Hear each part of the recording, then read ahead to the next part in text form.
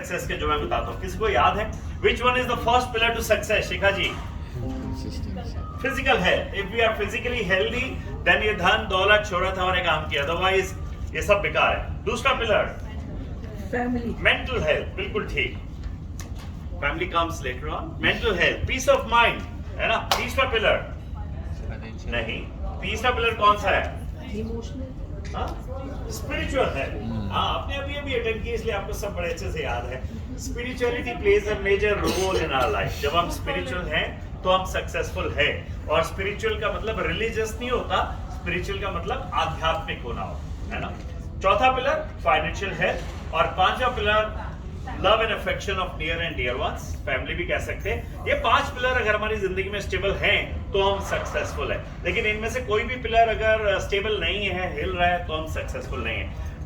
अब मैं आता हूं स्टोरी पे जो मुझे सुनील जी ने बताई थी। ये स्टोरी है एक पर्सन की। मैं क्वालिटीज ऑफ सक्सेसफुल पीपल बताता हूँ कि सक्सेसफुल लोगों की क्वालिटीज क्या है। मैं 2.25 लाख लोगों को ये training all over the world दे चुका हूँ। तो अमिताभ बच्चन, सचिन तेंदुलकर, महेंद्र सिंह धोनी, इन सब के अंदर एक क्वालिटीज है। जो एक क्वालिटी आज मैं सुनील जी के रिक्वेस्ट पे शेयर करने वाला हूं वो है परसिस्टेंस। हिंदी में क्या मतलब हुआ इसका? लगातार लगे रहना। रसरी आवत जात है, सिर पर पड़त पहली लाइन क्या है? करत करत अभ्यास के जड़मती हो, करत करत अभ्यास के जड़मती हो सुजान, रसरी आवत जात है सिर पर परत। यानी कि लगातार प्रैक्टिस करने से जिन लोगों की बुद्धि कम होती है वो लोग भी समझदार बन जाते हैं। जैसे पत्थर के ऊपर बार बार रस्सी घिसो तो पत्थर पर भी निशान पड़ जाते। तो ये एक व्यक्ति की स्टोरी है, उसका नाम है राम किशन। क्या नाम है? हेलो, क्या नाम है? राम किशन। ये कौन? मुझे भी नहीं पता था। 888 यानी 8 अगस्त 2008 को मैंने अपनी डिजायर कार खरीदी थी और रात को 8:08 पे डिलीवरी होनी थी। मैं थोड़ा न्यूमरोलॉजी में विश्वास करता हूं। तो मुझे दोपहर में 2:30 बजे एक फोन आया, सर गुड आफ्टरनून। मैंने कहा आफ्टरनून। Sir congratulations. मैंने कहा हाँ थैंक यू, पर किस लिए? कहता सर मुझे पता चला है कि आपकी कार की डिलीवरी होनी है तो उसके लिए। मैंने कहा हाँ थैंक यू वेरी मच, पर आपने फोन क्यों किया? कहता सर मैं टाटा AIG का एजेंट हूँ और मैं गाड़ियों को इंश्योरेंस करता हूँ। मैंने कहा अच्छी बात है। क्या सर, और मैं चाहता हूँ कि आपकी गाड़ी की इंश्योरेंस मैं करूँ। मैंने कहा क्यों, तुमसे क्यों कराऊं?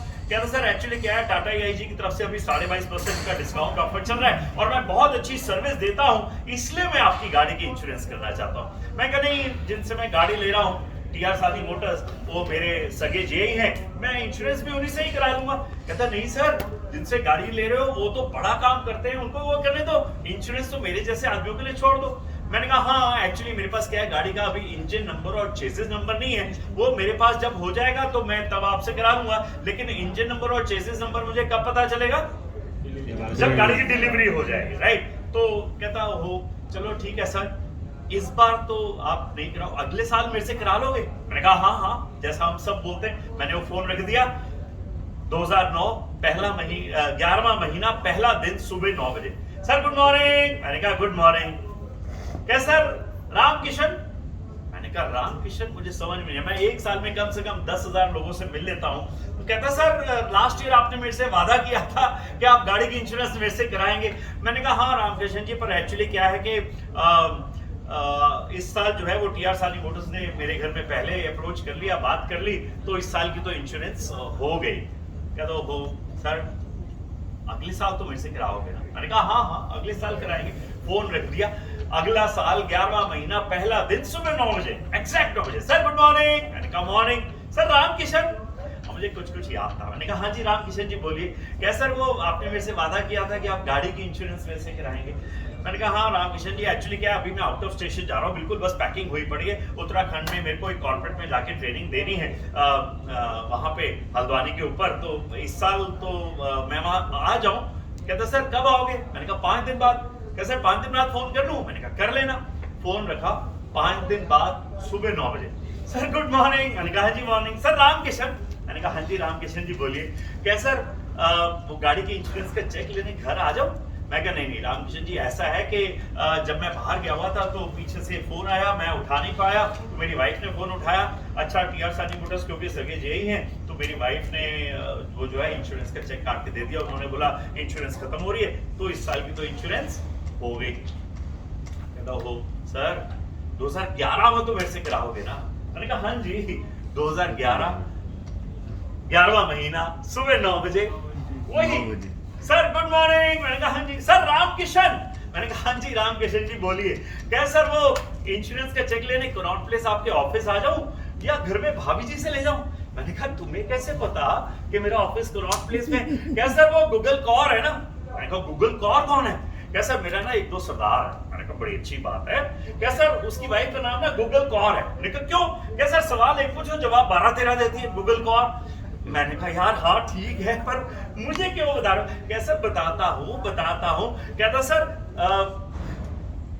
हाँ जी राजीव क्या सर एक्चुअली क्या है मैंने जब से आप मेरे कौन हो? मैंने कहा कौन हूँ भाई?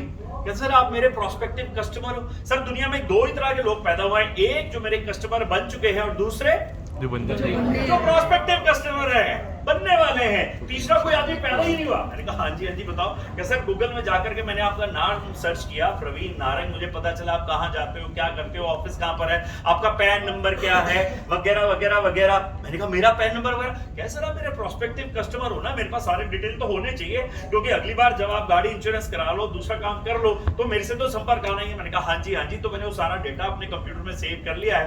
सर कनॉट प्लेस आपके ऑफिस आऊं या घर में आके ले जाऊं? अब मुझे कोई बहाना नहीं सोच रहा था। मैंने कहा रामकिशन जी ऐसा सुबह के 9 बजे है और 9:30 बजे मुझे ऑफिस निकलना है, आधे घंटे में आ सकते हो तो ले जाओ। अच्छा वो मैंने पहले मुझे बता चुका था वो पीतमपुरा में रहता है, वो कुछ भी कर ले, मैं प्रीत विहार में न्यू राजधानी किले में कुछ भी कर ले आधे घंटे में नहीं पहुंच सकता। क्या सर आप फोन रखो मैं आ रहा हूं। मैंने फोन रखा 11 मिनट 15 सेकंड में घर की घंटी बजी। मैं देखा कौन? क्या सर रामकिशन? मैंने कहा आइए। कहता सर भाभी जी को बोल रहा है चाय का तकल्लुफ ना करें, अभी तो आप मुझे सिर्फ चेक दे दीजिए। तो मैंने उन्हें घर में सोफे पे ड्राइंग रूम में बिठाया और उस समय वो चेक दिया। 2011-12 की बात है। तब से लेके आज तक वो मेरी जितनी भी गाड़ियां चेंज हुई या नई आई उन सब का इंश्योरेंस करते हैं। 12 जगह म्यूचुअल फंड्स में इन्वेस्ट करा दिया है, शेयर्स में इन्वेस्ट कराते रहते हैं, 4 जगह गोल्ड के बार्स ले दिए हैं, 3 जगह रियल एस्टेट में इन्वेस्ट करा के 2 जगह प्रॉफिट बुकिंग भी करा दी है। मैंने भी तय किया है कोई भी फाइनेंशियल डिसीजन रामकिशन से पूछे बगैर नहीं लूंगा। इनफैक्ट लास्ट ईयर वो HDFC म्यूचुअल फंड की तरफ से हाईएस्ट म्यूचुअल फंड करने के कारण स्विट्जरलैंड अपनी फैमिली के साथ 12 दिन का टूर लगाए हैं और वो सिर्फ और सिर्फ 12वीं पास है ना। Let's clap for that guy just because of consistent, लगातार लगे रहना। उसने हिम्मत नहीं आ रही, मैं उसको डिस्करेज भी करता था। जैसे हमारी हिमांशी आपको बार-बार फोन करती है, हाँ करती है ना, हिम्मत नहीं हारी। वो कहते सर कोई बात नहीं, आप मेरे बारे में भला बुरा थोड़ी ना कर रहे हो, वो तो गंदे सर्विस प्रोवाइडर है, आप उनको मना करते हो। सर मैं तो अच्छा सर्विस प्रोवाइडर हूं और I will prove my self. हाँ उसके बाद मैंने उससे 2 सवाल और पूछे थे। पहला, आप मेरे घर में ये 11 मिनट में पहुंचे कैसे, है ना। तो उसने बोला सर एक्चुअली क्या है, जिसकी भी इंश्योरेंस करनी होती है वो डायरी में मैंने नोट किया होता है। एक दिन पहले मैं डायरी रिव्यू करता हूँ और अगले दिन उसके घर के पास वाले जो DDA GDA का पार्क है ना, वहाँ सैर कर रहा होता हूँ और मुझे पता है अगर मेरे कस्टमर ने मुझे बुला लिया तो मुझे वहाँ हाजिर हो जाना चाहिए, क्योंकि कस्टमर के टाइम की वैल्यू को अगर मैंने समझ लिया तो कस्टमर कितना बिजनेस दे जाएगा मुझे उसको भी आइडिया नहीं होगा। तो मैं कस्टमर के टाइम की वैल्यू को समझता हूँ, पहला। दूसरा, मैं सोनीपत एक शादी अटेंड करने गया हुआ था फैमिली के साथ। आते हुए रास्ते में मेरी गाड़ी का एक्सीडेंट हो गया। वो सुखदेव का ढाबा है मेरे ख्याल से वहां पे, और वहां पिंड बलूची, उसके बीच में गाड़ी खड़ी की। तो रात को 12:30 बजे का टाइम था। मैंने सब जगह फोन लगाया, किसी ने फोन नहीं उठाया। TR सानी मोटर के जनरल मैनेजर को भी फोन लगाया, उसने भी नहीं उठाया। हार करके मैंने किसको फोन लगाया? रामकिशन। सबको पता है रामकिशन को। उसने 2 घंटे में ही मेरा फोन उठा लिया। सर 1:45 बजे, सब ठीक है। मैंने कहा रामकिशन जी एक्चुअली सॉरी, आप घर में आराम कर रहे हो, मैंने आपको डिस्टर्ब किया, पर मेरी गाड़ी का ना ऐसे ऐसे एक्सीडेंट हो गया है। सर एग्जैक्ट लोकेशन बताओ। मैंने उसे लोकेशन भेजी।